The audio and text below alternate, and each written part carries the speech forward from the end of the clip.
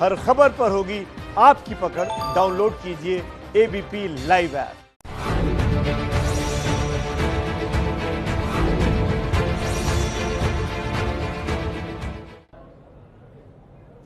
नमस्कार, ABP news पर संविधान की शपथ के स्पेशल एडिशन के साथ हाजिर हूं मैं रुमाना इसार खान। हम लेकर आते हैं आपके लिए देश का हेल्थ बुलेटिन। जी हां, कोरोना महामारी जिसकी चपेट में पूरी दुनिया है, ऐसे में भारत किस तरीके से लड़ रहा है इस बीमारी से, हर अपडेट आप तक पहुंचाएंगे। सबसे पहले आपको बताते हैं देश में कोरोना के ताजा आंकड़े, आज के नंबर्स क्या हैं, ये आपके सामने देखिए। देश में कोरोना के इस समय 12,380 मरीज हैं। बड़ी बात यह कि पिछले 24 घंटे में 477 नए मरीज ही जुड़े हैं। मरने वालों का आंकड़ा आपको मैं बताऊं उससे पहले यह राहत भरा आंकड़ा, देश में कोरोना के 1,489 मरीज ठीक हो चुके हैं, पूरी तरीके से स्वस्थ हुए हैं अब तक इस बीमारी से 1,489 लोग। और जो मौत का आंकड़ा है, मरने वालों का आंकड़ा कोरोना से, वो 414 है। कोरोना से होने वाली मौत की तुलना कल के आंकड़ों से अगर करें तो पिछले 24 घंटे में 37 लोगों की मौत हुई है। ये बड़े आंकड़े हैं, ये नंबर्स हैं। ऐसे में आपसे कुछ ही देर बाद जब देश का हेल्थ बुलेटिन जारी किया जाएगा, स्वास्थ्य मंत्रालय की प्रेस कॉन्फ्रेंस होगी, उसमें क्या नए आंकड़े निकलकर सामने आते हैं, उसमें क्या बताया जाता है पिछले 24 घंटे में कितने टेस्ट हुए हैं, कितने लाख अब तक देश में कुल टेस्ट की संख्या पहुंच चुकी है, किस राज्य का क्या हाल है, क्या कल की तरह आज भी स्वास्थ्य मंत्रालय की तरफ से यही जानकारी दी जाएगी कि कोरोना अभी भी जो देश के कुल जिले हैं उनमें करीब आधों में ही सीमित है। क्योंकि कल यह बताया गया था कि करीब 400 जिले ऐसे हैं जहां पर कोरोना नहीं पहुंचा है। इस समय देखिए हमारे साथ 3 बेहद खास मेहमान मौजूद हैं। मैक्स अस्पताल के medical director doctor Sandeep Buddhiraja हमारे साथ मौजूद हैं। Internal medicine expert doctor Swati Maheshwari हमारे साथ मौजूद हैं। साथ ही रेडिक्स हेल्थ केयर के सीएमडी डॉक्टर रवि मलिक भी कुछ देर में हमारे साथ मौजूद होंगे। लेकिन आज आपके लिए सबसे महत्वपूर्ण यह जानना है कि हमारे साथ जो खास मेहमान मैक्स अस्पताल के डॉक्टर संदीप बुद्धिराजा जो मेडिकल डायरेक्टर हैं वहां पर, सर बहुत बहुत स्वागत आपका। डॉक्टर संदीप बुद्धिराजा ने दरअसल एक कमाल किया है, और वो कमाल ये कि कोरोना का पेशेंट, कोरोना का मरीज, उसका इस तरीके से इलाज किया कि अब उसकी स्थिति में सुधार हो रहा है। बेहतर तरीके से डॉक्टर संदीप बुद्धिराजा पूरे केस को बयां कर पाएंगे, बता पाएंगे। डॉक्टर संदीप बुद्धिराजा प्लीज बताइए ये बड़ी अचीवमेंट।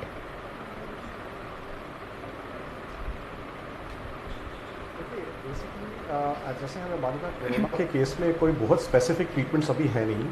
वर्ल्ड ओवर काफ़ी एक्सपेरिमेंटल ट्रीटमेंट्स ट्राई किए जा रहे हैं, उनके मिक्स रिजल्ट्स हैं, जिनमें से एक है प्लाज्मा ट्रीटमेंट। अब ये प्लाज्मा ट्रीटमेंट कोई नई चीज़ नहीं है। अगर देखें तो जब भी कोई ऐसे अचानक संक्रमण हुआ है तो ये ट्राई किया गया है। 2003 में जब सार्स का एपिडेमिक हुआ था तब भी ट्राई किया गया था। 1918 में जब पहली बार हमारे रिकॉर्डेड हिस्ट्री में स्पेनिश फ्लू था, अगर उसके भी रिकॉर्ड्स हम देखें तो उस टाइम भी प्लाज्मा थेरेपी यूज़ किया गया है। तो इस लॉजिक के साथ जब इस बार ये संक्रमण हुआ तो कई देशों ने प्लाज्मा ट्रीटमेंट यूज़ किया। कंट्रीज जैसे अमेरिका है उसमें तो उन्होंने FDA अप्रूवल बहुत जल्दी दे दिया। और जो अब स्टडीज़ आ रही हैं, लिमिटेड नंबर की स्टडीज़ हैं, कोई 5 की है, कोई 10 की है, तो उसमें काफ़ी फेवरेबल रिस्पॉन्सेज आ रहे हैं। अब ये नहीं है कि एक कोई जादू मैजिक नहीं है कि जिसको प्लाज्मा थेरेपी देंगे वो बच जाएगा, ऐसा नहीं है। लेकिन ये एक जो हमारे पास एक बुके ऑफ ट्रीटमेंट्स अवेलेबल हैं उनमें से एक ये कुछ हद तक इफेक्टिव ट्रीटमेंट है। तो ऐसे जब मरीज सीरियस हालत में आते हैं, जब वेंटिलेटर पे चले जाते हैं, जिन पे कोई ट्रीटमेंट का अभी इफेक्ट नहीं हो रहा, तो ये एक ट्रीटमेंट अब इंडिकेटेड है जो कुछ फ़ायदा कर सकता है। और कुछ इंडिकेशन, कुछ कंडीशंस पे देखा गया कि मरीज वेंटिलेटर से बाहर निकल के उसकी जिंदगी बच गई है। डॉक्टर साहब, इसमें बड़ा सिंपल ट्रीटमेंट है, कुछ ज्यादा मुश्किल नहीं है। जो डॉक्टर साहब, मैं हाँ उस ट्रीटमेंट को समझूंगी आपसे, लेकिन मुझे लगता है पहले आपको देश को यह बताना चाहिए कि अभी तक हम लगातार क्या बात कर रहे थे, हम कह रहे थे कि साहब कोरोना, इससे बचने का कोई इलाज है नहीं, ये एक लाइलाज बीमारी है। लेकिन अब जिस तरीके से आपकी बातें सुनकर एक उम्मीद की किरण सी नजर आती है, तो ये वाकई में उम्मीद की किरण है सर? बिल्कुल उम्मीद की किरण है। इसमें देखिए, जो एक पेशेंट रिकवर कर गया है कोरोना वायरस से, उसके शरीर में एंटीबॉडीज हैं। यही एंटीबॉडीज हम प्लाज्मा से उसके निकाल के हम उसको पेशेंट को दे रहे हैं। तो इससे पेशेंट जो लड़ रहा है बीमारी से, उसकी इम्यूनिटी बेटर हो रही है और वो वायरस का लोड कम हो रहा है। लेकिन हमें यह देखना है कि जब भी एक पेशेंट क्रिटिकल होता है तो वो दो कारण उसमें होते हैं। एक तो वायरस का डायरेक्ट इफेक्ट, दूसरा वायरस की वजह से बॉडी में बहुत ज़्यादा इन्फ्लामेटरी रिस्पॉन्स क्रिएट होता है, बॉडी की अपनी इम्यूनिटी आपके अगेंस्ट काम करना शुरू कर देती है, तो वो जो है मल्टी ऑर्गन फेलियर कॉज करती है।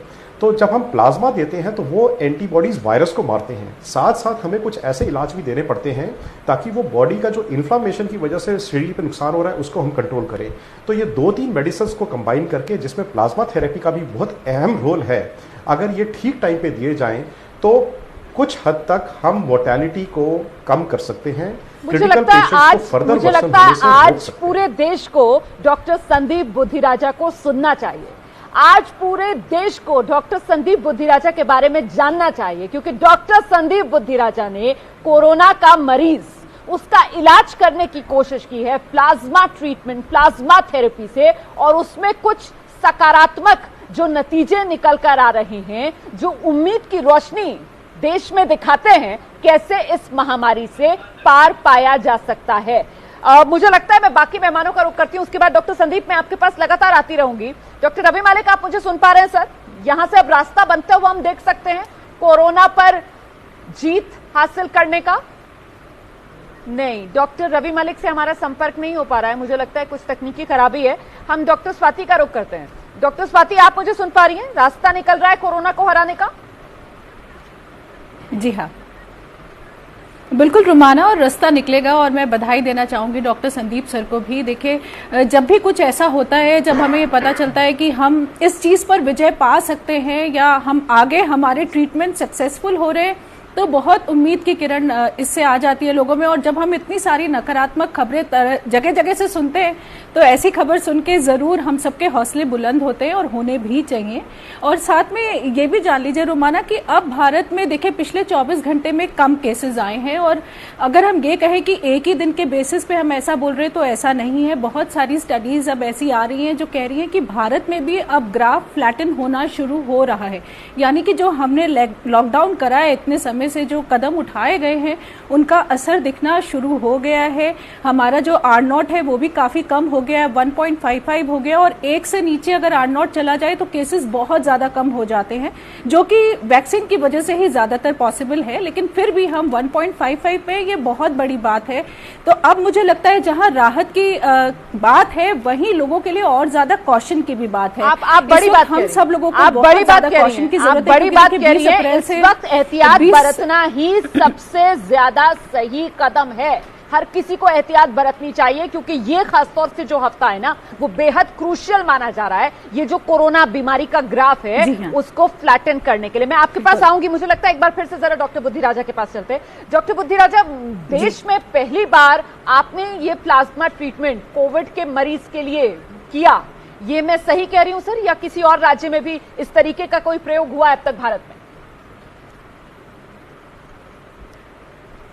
देखिए, ICMR और DCGI ने अपने ऑफिशियल वेबसाइट पे इसका प्रोटोकॉल अपलोड किया है। देश में जब भी कोई दवाई यूज की जाती है किसी और इंडिकेशन के लिए, अब जैसे ये प्लाज्मा नई चीज नहीं है, लेकिन प्लाज्मा को कोविड के यूज करना हिंदुस्तान के लिए नई इंडिकेशन है, तो इसके लिए रेगुलेटरी अथॉरिटीज का अप्रूवल होना जरूरी होता है। तो इसके लिए जो उन्होंने वेबसाइट पे अपना प्रोटोकॉल अपलोड किया है, काफी सारे हॉस्पिटल्स उस स्टडी का पार्ट बनने के लिए अप्लाई कर चुके हैं, हमने भी अप्लाई किया है। उसके अप्रूवल हमें उम्मीद है 2-3 दिन में आ जाएंगे। इस पर्टिकुलर केस की हम जब बात कर रहे हैं, यहाँ पे पेशेंट्स के रिलेटिव्स ने हमें रिक्वेस्ट किया कि हम ये अपने पेशेंट को प्लाज्मा थेरेपी दिलवाना चाहते हैं, इसके रिस्क और कॉन्सिक्वेंसेस हम समझते हैं, हम ये ट्रीटमेंट लाइफ सेविंग ट्रीटमेंट की तरह यूज करना चाहते हैं। तो एक उस मरीज की हालत कैसी थी? उस मरीज की हालत कैसी थी जिसका परिवार आप बता रहे हैं कि वो उनकी तरफ से खुद ये कहा गया कि किसी भी तरीके से हाँ, मरीज वेंटिलेटर पे था और पिछले 5-6 दिनों से कोई इंप्रूवमेंट नहीं हो रही थी और कंडीशन वैसे के वैसे ही थी, इनफैक्ट थोड़ी वर्स ही थी। तो उस स्टेज पे एक compassionate treatment of label indication पे ये डिस्कशन हुआ। फिर बात आएगा डोनर कहाँ से मिलेगा, तो डोनर के लिए भी फैमिली ने किसी को कांटेक्ट किया और एक लेडी जो कोविड से रिकवर हो चुकी थी 3 हफ्ते पहले, क्योंकि ये जो हम प्लाज्मा जिसका लेते हैं डोनर का, उसको कम से कम 2 हफ्ते का गैप होना चाहिए कंप्लीट रिकवरी से, तो ये बिल्कुल उस टाइम फ्रेम में भी फिट कर रही थी। और वो जो डोनर थी लेडी, वो वॉलंटरली भी राजी थी कि मैं अपना ब्लड डोनेट करके मैं किसी की जिंदगी बचा सकूं तो जरूर करना चाहूंगी। तो वो आई, रिजल्ट कितने समय में मिलने लगता है इस प्लाज्मा ट्रीटमेंट का? टेस्ट रिपीट किया। सो देखिए ऐसा है, इसमें तो रूटीन जो हम हेपेटाइटिस बी, सी और HIV के टेस्ट करते हैं और कोविड का टेस्ट रिपीट करते हैं। तो ये हमारे पास अपना, क्योंकि इंटरनल हमारी लैब अप्रूव्ड है, तो कोविड का टेस्ट हमने 8 से 10 घंटे में कर देते हैं। तो जैसे सुबह ये टेस्टिंग के लिए आई, शाम तक क्लियर हो गया, फिर इनके 2 घंटे हमने वो मशीन से कलेक्ट करके उनका प्लाज्मा एक्सचेंज किया और रात को पेशेंट को ट्रांसफ्यूजन भी दे दिया। तो सुबह प्रोसेस शुरू करके हमारा इवनिंग तक सब कुछ हो चुका था। मैं ये जानना चाह रही थी कि पेशेंट पे रिजल्ट कितनी देर के बाद दिखने लगा कि आपने जो प्लाज्मा ट्रीटमेंट दिया पेशेंट को, उसके बाद वो असर कर रहा है, उसका पॉजिटिव असर हो रहा है, ये कितने घंटे के बाद और किस तरीके से दिखा? देखिए, ये फर्स्ट मैं दोबारा बार बार बोलना चाहूंगा, इसको हमें इस तरह नहीं प्रोजेक्ट करना चाहिए कि कोई मैजिक है। ठीक है, ये डेफिनेटली हेल्प कर सकता है अगर ये ठीक इंडिकेशन पे यूज किया जाए। तो इसका इफेक्ट ये भी नहीं है कि इमीडिएटली दिखना शुरू होता है। तो अब हमने 2-3 दिन में क्या देख रहे हैं कि पेशेंट के काफी पैरामीटर्स अब पॉजिटिव ट्रेंड पे दिखने शुरू हो गए हैं। तो बॉडी के जो इन्फ्लामेटरी मार्कर्स हैं वो कम हुए हैं, ब्लड प्रेशर स्टेबल है, ऑक्सीजन जो वेंटिलेटर की रिक्वायरमेंट्स कुछ कम होनी शुरू हो गई हैं। इनफैक्ट हम उनका वीनिंग ट्रायल, मतलब कोशिश कर सक रहे हैं कि वेंटिलेटर से क्या ये ऑफ हो सकते हैं कि नहीं, वो फेज पे आ गए हैं। तो अगर ये पॉजिटिव ट्रेंड चलता रहा तो हमें उम्मीद है अगले 2-3 दिन में हम काफी इंप्रूवमेंट देखेंगे। एक कॉशन जरूर है कि ऐसे पेशेंट्स में कभी भी किसी स्टेज पे किसी और इन्फेक्शन का होना का रिस्क बहुत हाई रहता है। तो अगर ऐसा कुछ ना हो और जो अगर पॉजिटिव ट्रेंड लाइन जैसे अभी चल रही है वो होती रहे, तो हमें काफी उम्मीद है कि अगले 2-3 दिन में हम काफी पॉजिटिव रिजल्ट देख पाएंगे। ठीक है, देखिए बड़ी बात यह है कि क्या प्लाज्मा ट्रीटमेंट जो है उसे कोरोना के मरीजों के इलाज के लिए एक बड़ा ब्रेक थ्रू माना जाए? मतलब कोरोना के खिलाफ जंग में देश को क्या यह बड़ा हथियार मिल गया है? क्या हमें इलाज की एक दिशा मिल गई है कि कैसे कोरोना के मरीजों को ठीक किया जाए या कम से कम स्थिति को नियंत्रण में रखा जाए? बिना वक्त गवाए सीधे रुक करेंगे डॉक्टर रवि मलिक का। डॉक्टर रवि मलिक, एक तरफ दुनिया में इस कोरोना के ट्रीटमेंट के लिए वैक्सीन का ट्रायल और दूसरी तरफ भारत में ये प्लाज्मा थेरेपी, प्लाज्मा ट्रीटमेंट जो नतीजा देते हुए नजर आ रहा है। देखिए, मैं आपको बताना चाहूंगा, प्लाज्मा थेरेपी एक अच्छा विकल्प हो सकता है। अगर आपको इसकी हिस्ट्री बताऊं तो 1890 में पहली बार प्लाज्मा थेरेपी दी गई थी डिफ्थीरिया के पेशेंट में। उसके बाद जब 1918 में स्पेनिश फ्लू आया था तब भी प्लाज्मा थेरेपी ने थोड़ा सा काम किया था। उसके बाद में चिकन पॉक्स, मीजल्स के जो सीरियस मरीज पुराने जमाने में होते थे उनके ऊपर भी प्लाज्मा थेरेपी दे के फायदा हमने लिया है। मैं इसकी बेसिक चीज बताना चाहूंगा। होता क्या है, सपोजिंगली मुझे कोरोना हुआ तो मेरी बॉडी जो है वो एंटीबॉडीज प्रोड्यूस कर देती है जो कि उससे लड़ने में सक्षम होती है। अब मैं तो कोरोना से ठीक हो गया, लेकिन मेरे अंदर वो एंटीबॉडीज जिनमें की रोग प्रतिरोधक क्षमता है वो मेरे अंदर है।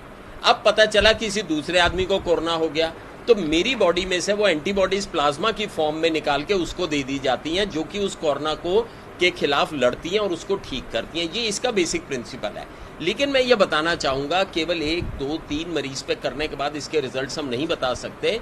चाइना में भी इन्होंने ट्राई किया, अमेरिका में भी ट्राई किया प्लाज्मा थेरेपी। अमेरिका में तो इस वक्त यह हालत है कि लोग प्लाज्मा थेरेपी के डोनर्स को ढूंढ रहे हैं कि हम इनको दें। चाइना में भी इस चीज का इस्तेमाल हुआ है, लेकिन इसको पूरा हम एक थेरेपेटिक उसमें तभी ला सकते हैं जब हम 100 पेशेंट्स को प्लाज्मा थेरेपी दें, 100 को प्लाज्मा थेरेपी ना दें, और उसके बाद डबल कंट्रोल्ड ब्लाइंड स्टडी करने के बाद हमें पता चलेगा कि ये कितनी ज्यादा कारगर है। 1 या 2 पेशेंट में करके ठीक है, हम उत्साहित हो सकते हैं, लेकिन इसके लिए प्रॉपर एक स्टडी की भी आवश्यकता है। दूसरी चीज बताऊंगा, ये एक स्टॉप गैप अरेंजमेंट है जब तक कि हमारे को ट्रीटमेंट नहीं मिलती या वैक्सीन नहीं आती। लेकिन ये एक अच्छा विकल्प है जो कि कोरोना पेशेंट जिनके लिए अभी कोई इलाज नहीं है उनके लिए बहुत अच्छा विकल्प है। और जिस तरीके से मैं बार बार कहती हूँ कि साहब ये जो कोरोना का वायरस है ये मोहलत नहीं देता है, ऐसे में क्या इसको बड़े स्तर पर आजमाना चाहिए हमें? क्योंकि देखिए इलाज तो कोई है नहीं इस बीमारी का।